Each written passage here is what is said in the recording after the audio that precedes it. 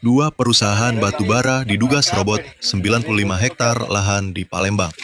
Ex-wali kota Edi Santana Putra jadi korban. Dugaan kasus penyerobotan lahan oleh dua perusahaan batubara di Palembang menyeret nama mantan wali kota Palembang 2 periode, Edi Santana Putra MT dan 2 tokoh masyarakat lainnya. Total lahan yang dipermasalahkan mencapai 95 hektar, tersebar di kawasan Kelurahan Keramasan, Kecamatan Kertapati, Palembang, tepat di sekitar wilayah operasi PT Royal Tama Mulia Kencana atau RMK. Lahan yang disengketakan terdiri atas 40 hektar milik Edi Santana dan keluarganya, 35 hektar milik Henry, pengusaha asal Bandung, dan 20 hektar milik Jamak Udin, tokoh masyarakat lokal. Jalan ini memang sudah ada dari dulu, jalan Jepang. Nah, kalau dalam waktu alih kekuasaan, ya kan, Indonesia merdeka, semua aset kan diserahkan ke Republik. Ya. Betul. Nah, ini jadi punya negara. Lebarnya kira-kira 5-6 meter. Investasi di sini.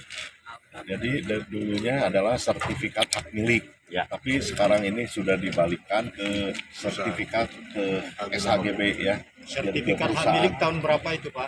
Boleh diceritakan? 2010. 10. 2010 Pak. 2010 Pak. 2010 Tahunnya mungkin 2010 ya. 2010. Sertifikat adjudikasi Pak. Redis. Sertifikat hak guna bangunan ya, SHGB Maksud ya. saya awalnya sebelum di HGB Tadinya sertifikat hak milik. Dari 19 sertifikat menjadi 3 sertifikat ya.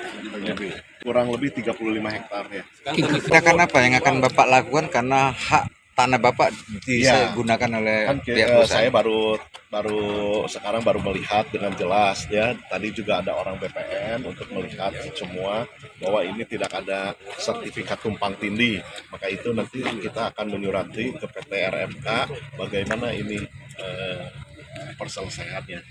Ketiga pemilik lahan mengaku lahan mereka kini ditimbun limbah batubara dan warna dipasang kuning ya. spanduk perusahaan, padahal mereka memiliki dokumen sah atas tanah tersebut pada Sabtu 13 Juni 2025. Edi juga menyoroti jalan umum milik pemerintah yang dulunya selebar 3 meter, kini diperluas dan dijadikan jalan khusus yang truk perbatasan batubara dengan oleh pihak ada perusahaan. Iwan Bombani yang mana Akses Pak? tersebut bahkan kini dijaga oleh Satpam. Sementara itu, Henry mengaku bahwa lahannya yang seluas 35 hektar telah bersertifikat hak guna bangunan (HGB).